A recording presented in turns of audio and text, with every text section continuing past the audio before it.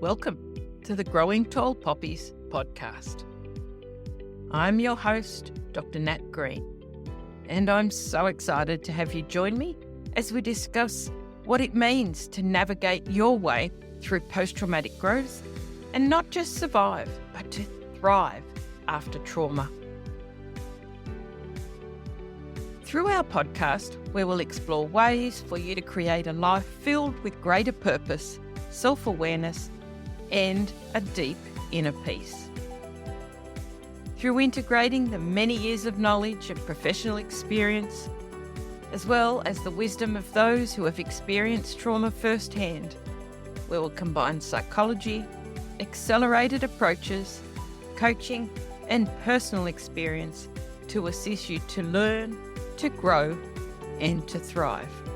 I hope to empower you to create deeper awareness and understanding and stronger connections with yourself and with others, whilst also paving the way for those who have experienced trauma and adversity to reduce their suffering and become the very best versions of themselves in order to thrive.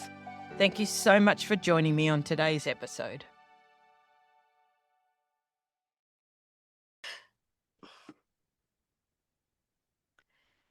I'm super excited and grateful today to bring you our next guest on the Growing Tall Poppies podcast. It's my absolute pleasure to welcome an amazing lady who I am so blessed to call a special friend. And her journey and story is nothing short of remarkable.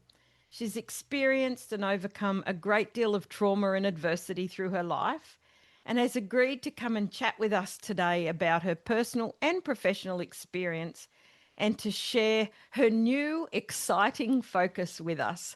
So let me start by welcoming Selma Music. Dr. Selma is a clinical psychologist, neuroscientist, as well as the founder of Rise Above Borders, where she is a confidence and visibility coach for migrant women, leaders, and she helps impact-driven, soul-led and high-achieving daughters of migrants to lead bold and unapologetically. And she helps migrant women cultivate intentional lives to rise on their terms. So welcome, Selma. Oh, thank you for having me. What a wonderful introduction, Nat. I'm so excited to be here with you. It's been a little while in the planning and making, but I'm really excited to share the space with you today. And I know that our audience is going to love you and all that you can share with us. So can we just start with you giving us a brief introduction of who you are and what you do in the world? Like you said, I am a clinical psychologist and a neuroscientist, as well as a visibility and confidence coach for migrant women. So I work with adult children of migrants in my clinical space, but in my playful and joyful space to balance the two worlds, I work with adult daughters of migrants and migrant women, basically I'm on this big mission to inspire and empower them to create impact-driven lives. And that has been one of the most life-changing experiences for me, actually, to be in that space of community with these women. And I founded Rise Above Borders to create a community because I've noticed that there actually isn't one for women who come from migrant backgrounds. And it has been such a joy to be in that space. Oh, and as you say that, Sel, I love watching you light up, and I know that this is your absolute love and passion. And like you said, you really are on a huge mission.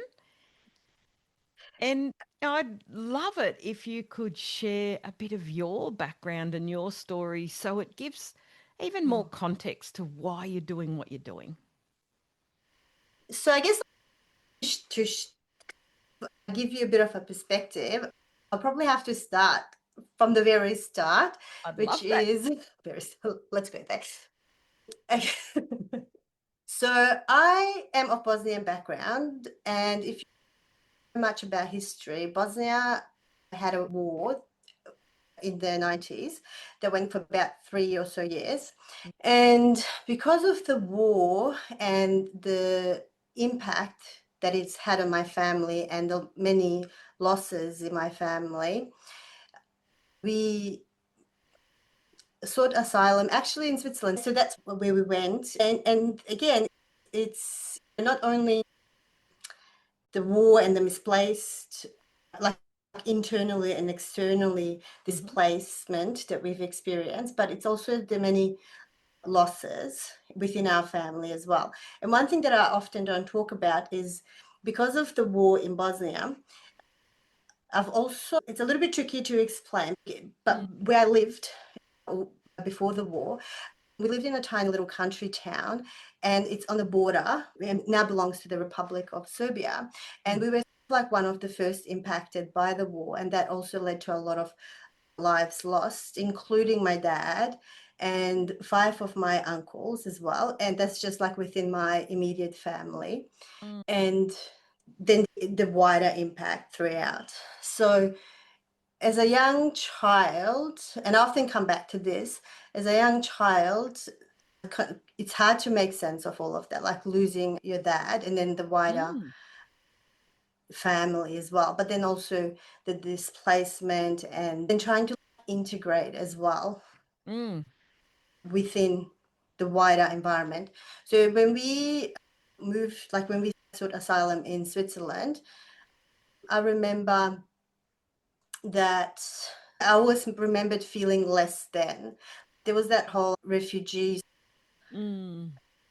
treatment. And mind you, from what I remember, like everything was done as well as you could within that space, but it's that feeling of less than. And I think that's what sometimes people don't by choice. And in those sort of like circumstances, and like memory of feeling different, feeling less than, feeling confused about like my identity as well. And then moving after Switzerland, and then we actually then moved back to Bosnia after the war, but it's just we couldn't live there. It wasn't really safe for us at the time. So that's how my mum and my now stepdad decided to seek asylum in Australia. So I came here when I was 16. Okay, so 16. And yeah, so it was the end of year 10, I remember that. And yeah, it's been a challenge since in terms of my whole identity, like who am I? Where do I belong? How do I make space for the Bosnian parts of me and then the Australian parts of me, but then in between parts of me. And it's been a challenge. I guess that's where Rise Above Borders comes in and the work that I do clinically as well. But in terms of Rise Above Borders, I never felt like I had the guidance that I needed. Like my parents tried in terms of they were new migrants to Australia and they didn't really know the system. So it was like trying to work out my way and just not knowing where to ask or where to seek help and always almost again feeling less than because I just had no idea. And at an age where it's already challenging enough, at 16, a really tricky time to transition to a change within the same country, let alone across another whole country, across all those miles, as well as all the loss and the confusion, identity loss. Can only imagine that must have been absolutely huge for you. It was, and it took like when you go and you know this, but like when you go through something so big, it shatters so many parts of your world. Yeah. So a lot of those years, especially like when I like really grasp as I was getting a little bit older and really not just the event itself or the events in my instance, but it's the impact on every aspect of your life later on. And when I've arrived to Australia when I was 16, I've arrived to a country where I had no friends and no knowledge of how anything worked. I remember, Mm. you're gonna love this one. I remember when I was in year 11, I had just come towards the end of year 10, and I was moved into year 11, and I didn't actually comprehend what VC was at the time. Okay. And then it was, oh, wait, if I don't do well here, then I can't go to university and I can't do this. So there was Mm. just a lot of pressure. A And, lot. and I Yeah. went to like a mainstream school where didn't have people from my background either. So I didn't really know what to do with me Mm. either. So it was just floated around Mm. and had to seek out my own supports around there. Mm. Yeah, So you could have easily just flown under the radar and so and easily. fallen off and just gone in a very different direction to the one you've chosen. So easily. I don't, and it's that invisibility Yeah. uh, of being able to blend in and be invisible. Mm. And the people around me, at least in the sort of like the schooling system, probably wouldn't have even noticed. Yeah. Yeah. So that real invisibility across so many areas. And you would have no doubt kept that to yourself Absolutely. and not been sharing that with people and Oh, yeah. retreated within yourself. Oh, yeah. Mm.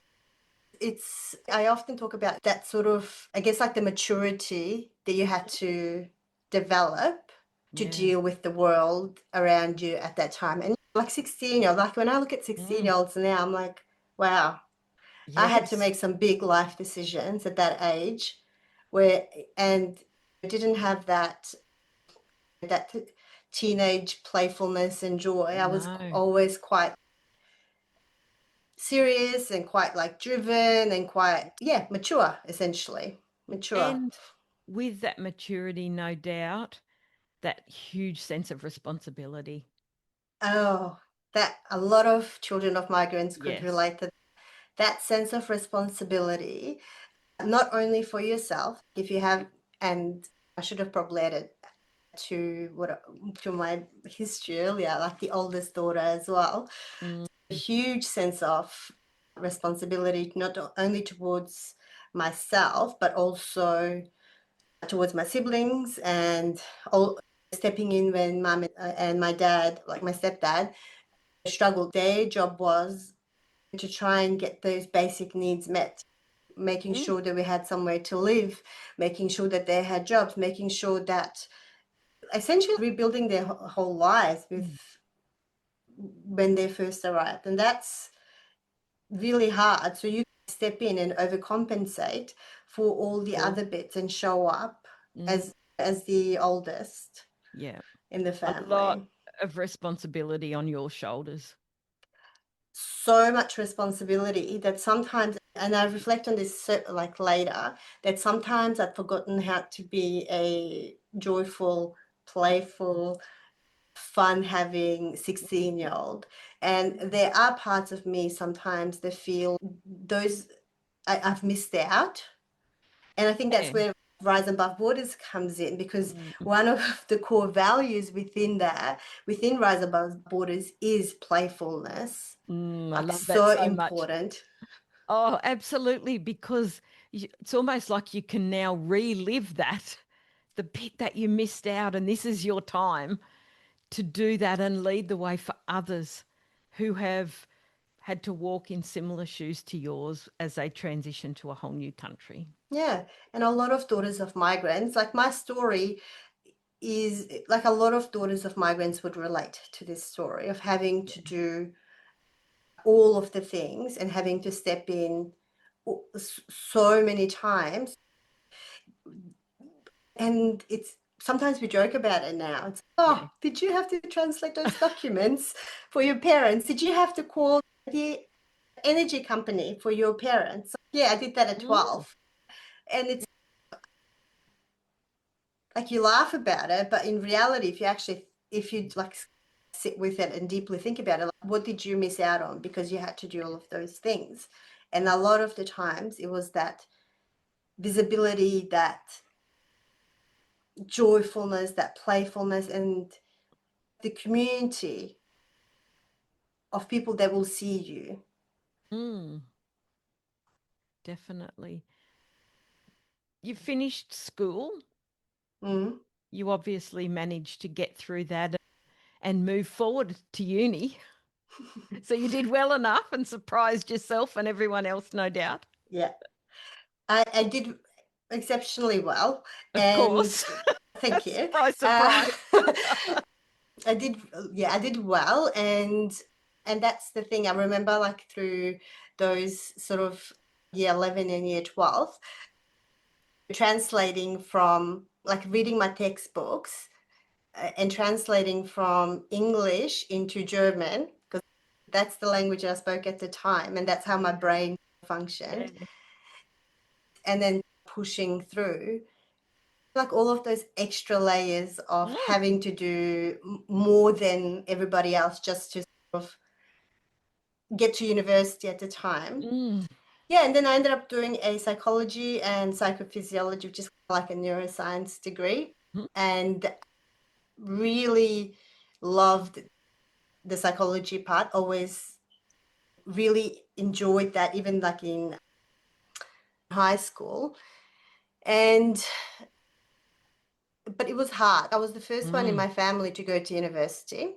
So Wow. there's the burden of that, and Yes. trying to navigate all of that within a system that was not familiar, Mm, that really, and if you didn't know what to ask for or where to look, like, the help wasn't offered either. mm. So that was really tricky. And oftentimes I didn't even know what was there. So I Yeah. often now mentor a lot of sort of first generation migrants and their children in terms of, like, how to ask for help and where to look for help and things like that. Like, there was always a part of me that was interested in trauma. So during those, like, early years, at uni, I always read more about the experience of trauma, because I guess, like, I was trying to make sense of, like, my own experiences Mm. and the impact that the war and the displacement and the refugee camps and so on had on us. Mm. And then that's how I moved into my master's and my PhD as well. Like, that's Goodness me. I that's just what happened to get through. Oh, I may as well do a PhD on top of that because I haven't done absolutely. enough yet. I haven't done enough. But this is the interesting thing, actually. So my PhD was in the clinical psychology bay, like under that umbrella, but it had a very strong neuroscience flavor. And I was looking at how trauma impacted resettled refugees from, like, a neuroimaging perspective. And we use all sorts of, like, really cool equipment that I was so excited to use. I bet. But one of the things that I've realized while I was doing my PhD and I was in placement and then started working in the field was that I didn't really want to be in that system anymore. And that was really, I think that was, like, one of those huge wake up calls for me. Yeah. And that was that first time where I had to put the brakes on and redefine what growth and success and what kind of life I wanted to lead. So rather than fall into the trap of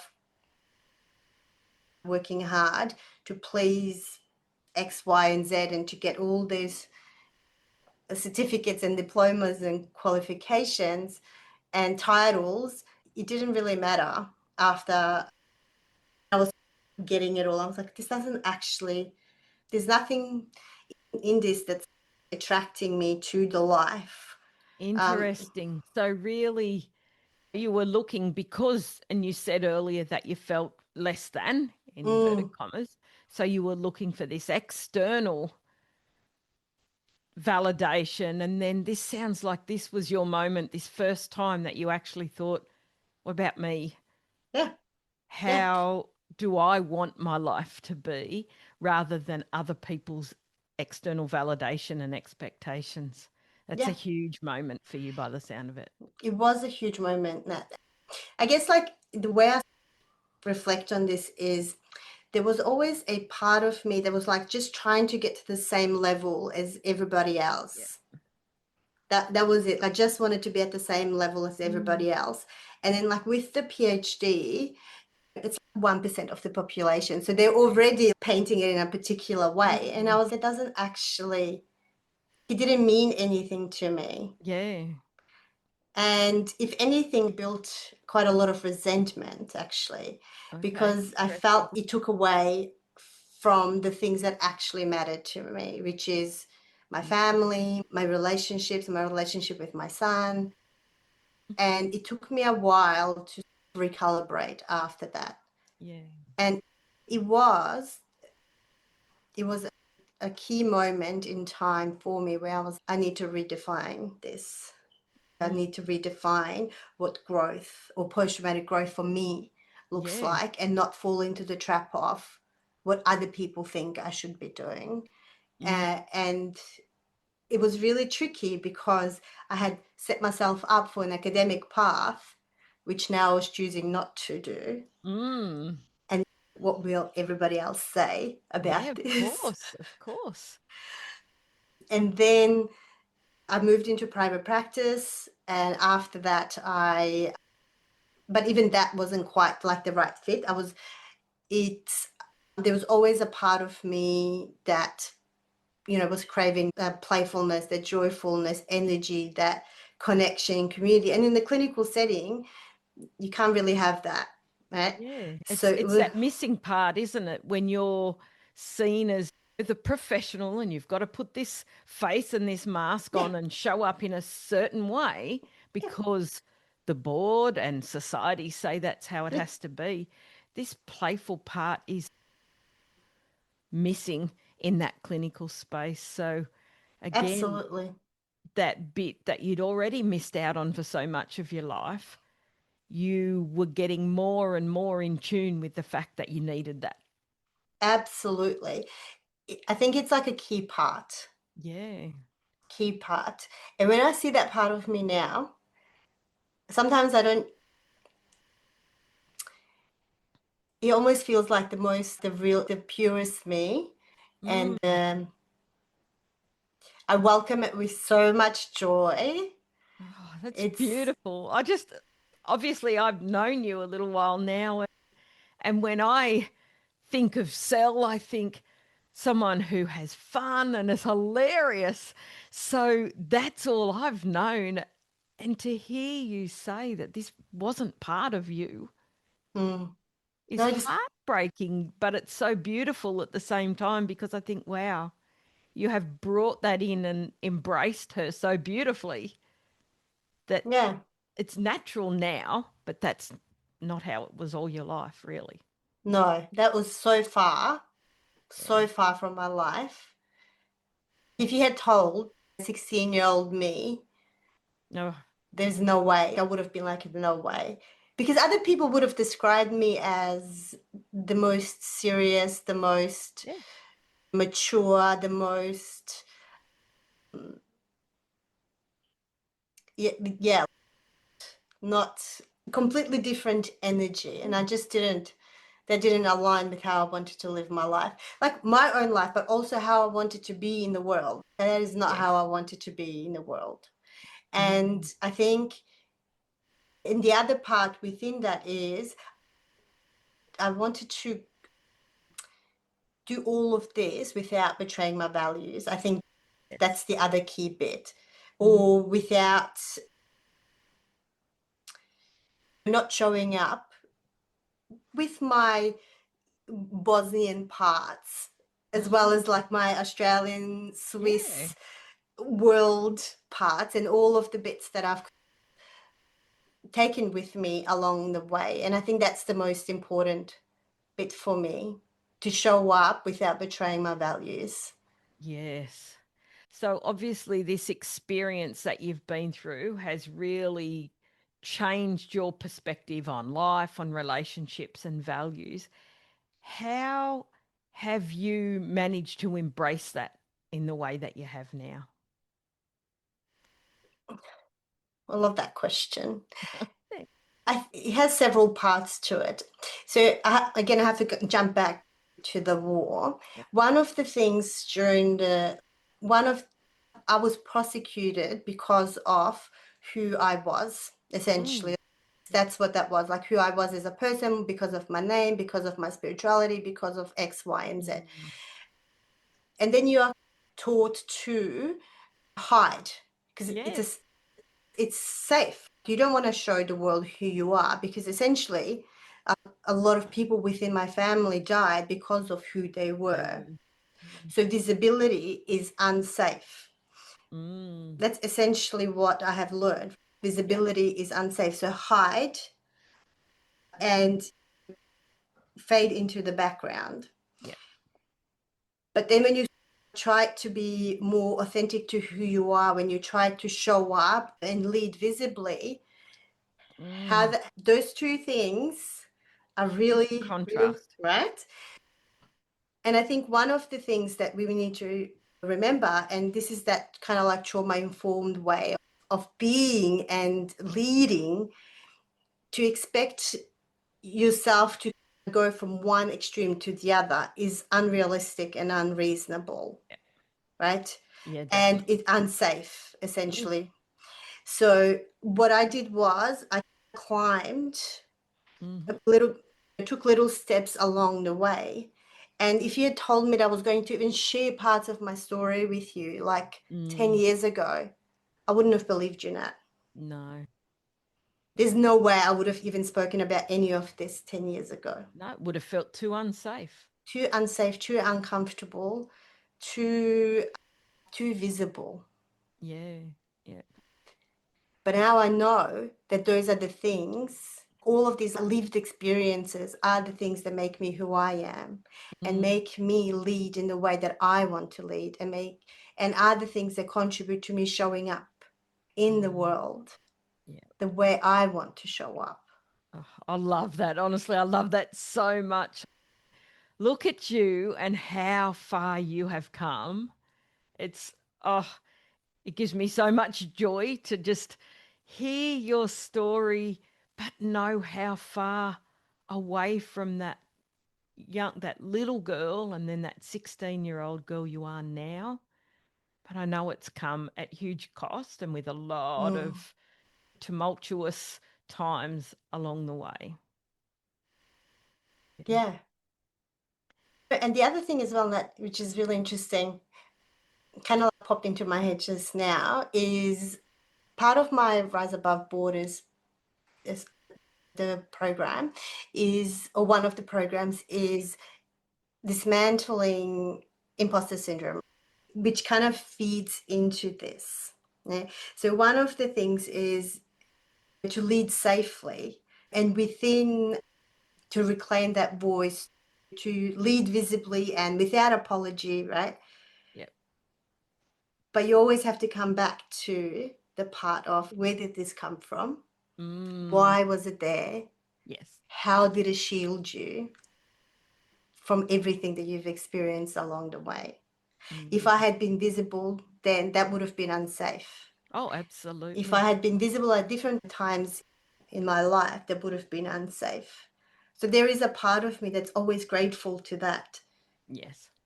that I'll call it my little imposter syndrome. I actually love that part of me because that part is what kept me safe, but I am Mm. here now. And all I need to I always talk to it. Right? I'm like, it's Oh, that's okay. beautiful. It's Yeah, okay. because You you have a got lot this. to thank her for. Absolutely. Yeah, Absolutely. absolutely. Because yeah, and I love that you are embracing all the parts. Like you talk a lot about the different parts of you, but you've really worked beautifully to blend them together to be a whole part now. And that's what it feels like. Yeah. That's what it feels like. More whole than I've ever been. And now seems like the perfect time to talk more about your Rise Above Borders and really showcase the amazing vision that you have for these beautiful migrant women that you are going to lead. So tell us about that. Oh, I'd love to. I get so excited. I can't even sit in my seat. Excited. I I love love it it. so much. I'm like, oh, let's see that.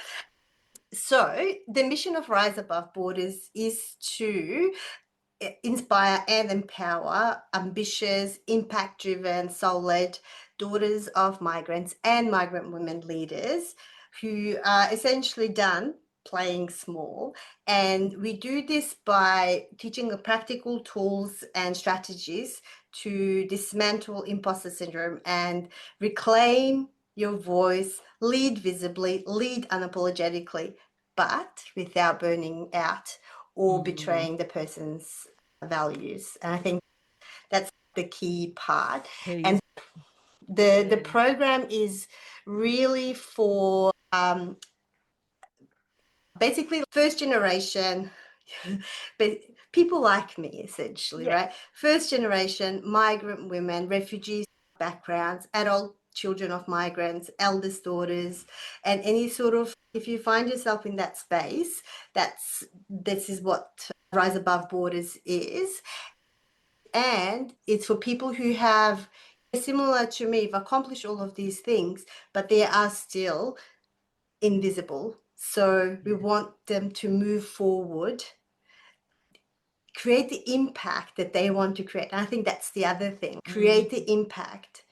And I often talk about what is the cost of being invisible? yeah. What is the world missing out on because you didn't have the community and the strength and the strategies and the tools to move forward, to rise. So I get so excited because I Love it. just, um, to be in community with women who are professionals, high achievers, leaders, business owners, and to understand why things have happened in that trauma-informed, safe way, and to design a blueprint forward, but in a safe way.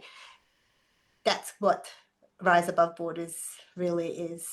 Oh, honestly, it's absolutely brilliant. And I watch you light up. I know that I get to watch it on video and everyone will be listening to it, but we'll definitely put this one on YouTube and the video so people can see how much you light up. And I just think, what a gift you are to this world and to be able to share that with so many other beautiful migrant women who are also so capable but feeling invisible or not safe to be visible. How much more we can help once you get this out in the world and Mm, really ramp things up even more. I mm. just think, look how far you've come and your brilliance has been allowed to shine, and imagine what it's going to do when so many others shine as well. I think the impact that they will make and the difference that they will leave in the world, Oh, yes. I'm getting goosebumps I know, just me thinking too. about it, right? Oh, Oh, so I'm here for it. I am oh, so here for it. absolutely. Oh, honestly, it's so exciting. And I know you're getting closer and really getting it ready to launch and get out in the world fully, no longer keeping it invisible. Absolutely. Excellent. So, if you could share one thing with our listeners that would help them as they navigate their post trauma or work through overcoming their adversity and move into post traumatic growth, what would that be? Find your community. I think Mm. that's the key. Find the people that will understand where you're coming from, will not gaslight you, Oh, will yeah. not, you know, dismiss you. Mm, Find the people that will understand where you've come from, what you have experienced, and that will cheer you on and have your back. I think that's the key. Mm. Because we are people who've experienced trauma are often really good at doing things on their own. Like Mm. that hyper independence, like Mm. it's usually a very strong part to us. Yeah, funny that, isn't it? But even though that has served us, Mhm. the growth or to grow means to find people to be in community with. Yes. Oh, And I think that that's the that's bit. key. I completely agree. And you touched on that being dismissed, being gaslit, and that's such a big part of it, isn't it? That people, and that's why I've called this Growing Tall Poppies, because people really like to cut down the tall poppies, the ones that are game to stand out. Mm, And a lot of us dull our light or take that shine off ourselves to keep ourselves invisible and safe. But what we know is important is you can't do it on your own, even though you've done really well on your own for a long time. yeah. It's about having community who will cheer you on and champion you and show you that it can be safe to shine your light in the world Mm, and hold you up rather than cut you down. So, what a absolutely. beautiful thing for you to share. And tell me, do you think there's any specific personal attributes or qualities that are also key to helping someone move from trauma into post traumatic growth? Openness to, and I'm speaking from my own personal experience here. I think openness to embrace things that are different, maybe not the way that you have been taught, or the templates that you have had all your life. And there's nothing wrong with those templates, they got you to where you are, but Yeah. being able to embrace doing things differently, Mm, embracing anything that they can help alleviate some of the pain that we've experienced. So what I mean by that is there is no straight path to healing, and we all no, know that. absolutely. And it might not look like the textbook modalities that people suggest. Yeah. So I always say to everyone that I work with, the way you heal, it's going to be different for everyone. Hmm. And we want to embrace the change, and we want to look at it from a holistic point of view. Yeah. That's the thing. Definitely. And I think that's a key thing from, I know you and I have talked about this, it's so important that we're holistic. And as you've said, it's very fitting that you've talked about different parts. Mm, So one part of you would want this, and one part would want this, and one part would want that. And we are all, as human beings, the same mm, in that there's parts of us that need certain things and parts that don't need those things. mm, So we have to be holistic mm, and treat the person as a whole human being, absolutely. not just what people think we should be or what we think we should be. With also taking into account all the environmental and systematic Yes. factors that impact someone's mental health, and not assume Mm. that it's the person only. There are so many factors or Mm. additional factors that can sometimes have more detrimental impacts on the person than Definitely. the event itself. So I think Mm. it's like open to change, open to changing your templates, but also the wider sort of environment needs to be considered, and all those other factors as well. Yeah, definitely. Just imagine if all of those parts of you, all the old environmental things and all the old experiences had never been taken into account. The same as what you want to do for all these migrant women that you're going to work with. that if you can't see all of them, you can't Absolutely. help them. No, this absolutely right. So if you, for example, have a leadership program for where you don't take into account a trauma background, a migrant background, a visibility issues and safety issues around that, and you push people into whatever it is that you're pushing them into, that is so unsafe, and it's not taking into account the whole person. Mm.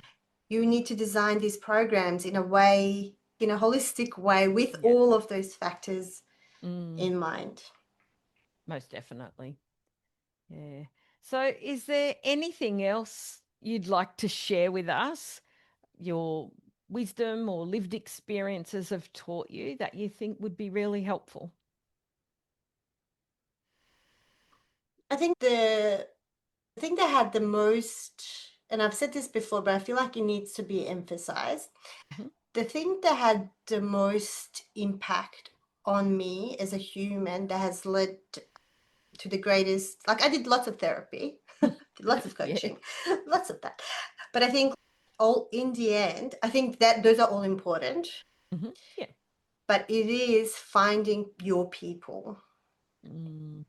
That has been transformational. Yeah. Finding your people. Like you said earlier, that is people that will hold you up. That has been the greatest gift to me. And that you are one of them. Oh, So, thank you. And you're one of mine. Absolutely. Finding your people and community are key takeaways from this conversation. And you've so generously and openly been so vulnerable and shared your experience. One thing that I often like to start to wrap things up with is, what do you think? And we've already touched on this a little bit. Younger self would think of what you've done and where you are now. as you asked that question, I noticed like goosebumps all over. Love it. I think she would be so proud. Like my younger self, when someone says younger self, I always imagine their 5-year-old. Yep. And there's no way that there's a part of her that doesn't believe this to be the Mm. reality of my life, but she would be so proud Mm. that I am showing the world who I am, Yes. but also shining the light on the experiences that I've had, and that I am talking about them openly, and that I'm creating a blueprint for others to follow. Beautiful. And that is, Mm. and making it easier and more joyful. Yes, I love it. As your whole face lights up.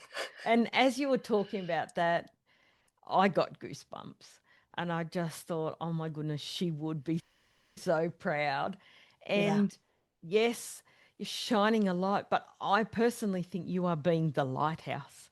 Oh, You are beaming that out to other people so that you can be that safe place in other people's storm and teach them how to be safe and to shine their lights in the mm. world. I honestly, I'm just so blessed to know you and so grateful. So, Sel, as we move to wrapping the conversation up, where Mm. can people find you and connect you? And let me just preface this with, Selma is the social media queen, and Selma teaches all of us about how we should be doing our messaging when some of us aren't doing it so well. So Selma is hilarious to watch on her Instagram videos, and I guarantee you should all check in and find out more about Sel.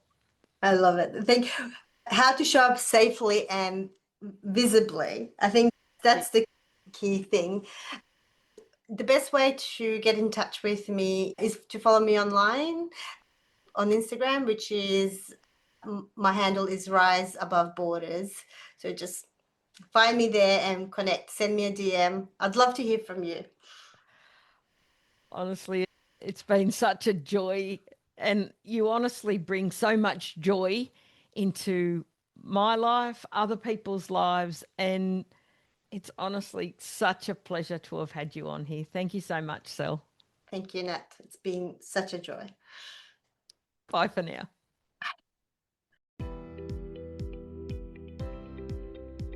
Thank you for joining me in this episode of Growing Tall Poppies. It is my deepest hope that today's episode may have inspired and empowered you to step fully into your post-traumatic growth so that you can have absolute clarity around who you are, what matters the most to you, and to assist you to release your negative emotions and regulate your nervous system so you can fully thrive. New episodes are published every Tuesday, and I hope you'll continue to join us as we explore both the strategies and the personal qualities required to fully live a life of post-traumatic growth and to thrive. So if it feels aligned to you and really resonates, then I invite you to hit subscribe, and it would mean the world to us if you could share this episode with others who you feel may benefit too. You may also find me on Instagram at Growing Tall Poppies and Facebook, Dr. Natalie Green. Remember, every moment is an opportunity to look for the lessons and to learn and increase your ability to live the life you desire and deserve. So for now, stay connected, stay inspired, stand tall like the tall poppy you are, and keep shining your light brightly in the world. Bye for now.